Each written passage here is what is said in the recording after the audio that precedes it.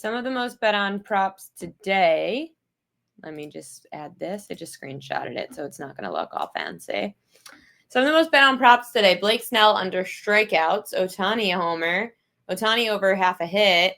Vladdy homer and Miles Straw over a half a hit. That's interesting. Actually shocked we haven't seen some Will Smith in there or Mookie Betts. So people think that Ohtani bounces back. I say Ohtani needs a freaking day off, and Ohtani needs to take tomorrow, enjoy it, and then travel to Toronto.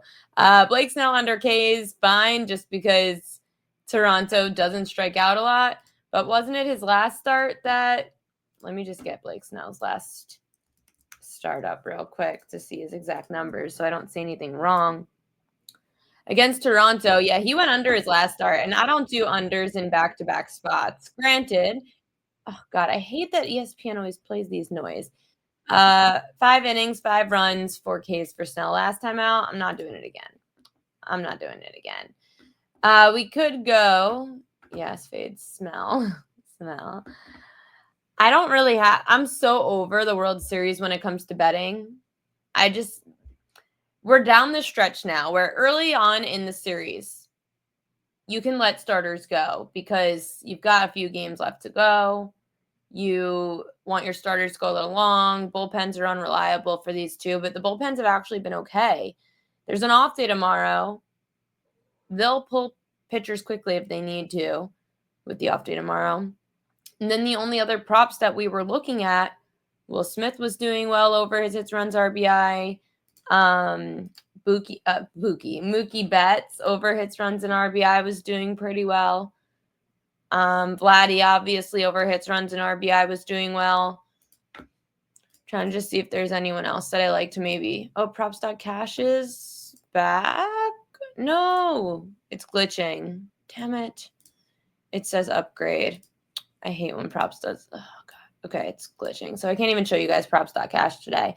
I was awake also until 3 a.m. But I do have NBA props for tonight. Again, Major League Baseball. If you want to bet any of those players, go for it between Mookie, Will Smith, Vladdy. I know Springer's banged up right now. And then Jimenez. Those were the ones that have been the most profitable when it comes to hits, runs, and RBI props. Pitcher props, I'm just staying away because I think anyone could get pulled at any given moment. NBA props for tonight. I gave these out in the premium newsletter this morning on thepropqueen.com, which you could subscribe.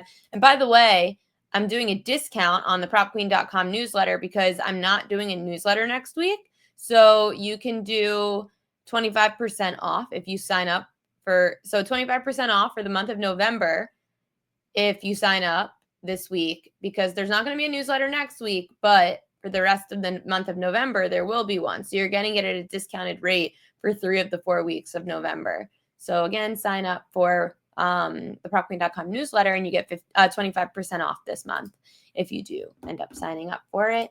And Matt will also be having his newsletter still going out next week. I am taking a week off. I freaking need it. Let's start with Michael Porter Jr. over 19.5 points at even money. He's gone over this in 3 of his last 4 games against the Hawks, and Atlanta's allowed the 10th most points per game this year, 4th most last year. You can also look to Cam Thomas. He actually does play better on the road than at home, so that's why I thought maybe MPJ tonight. However, Cam Thomas, he is averaging about 25 points a game since the start of last year when coming off a day off. The Nets have only played 1 home game this season, and Cam Thomas did put up 33 in that spot. 6 of the 9 shooting guards to face the Hawks have gone over their points prop this year. And again, the Hawks have been so bad defensively. And if you do want a trend, Trae Young's gone over 23.5 points in all 5 games against Brooklyn since the start of November. The Nets have allowed the most points per game this season to opposing teams. Nikola Jokic, I'm high on today, over 39.5 P+R. Jokic has hit this over in 5 of 6 games against the Pelicans since the start of 2023. Jokic is averaging just under 42 points plus rebounds against the Pels since then. He's averaging 42 at home since the start of last year, going over points plus rebounds in 70% of those games. I know he's been off to a slow start, but it's a really good spot for him. And the Pelicans have been bottom 10 in points and rebounds allowed since the start of last year. Jordan Poole, over 2.5 made threes. He's the Pelicans' leading 3-point shooter, Poole's made at least 3 threes in all 3 games this year. He's hit the over 2.5 in 3 of 4 against Denver, including 2 straight in Denver. And the Nuggets have allowed the 10th most threes per game to start the season, and they were a bottom 10 perimeter defense last year. 5 of the 7 shooting guards to face Denver this season have gone over their 3-point prop. So I would be looking to Jordan Poole over 2.5 made threes. Shaedon Sharpe was an interesting assist prop that I saw.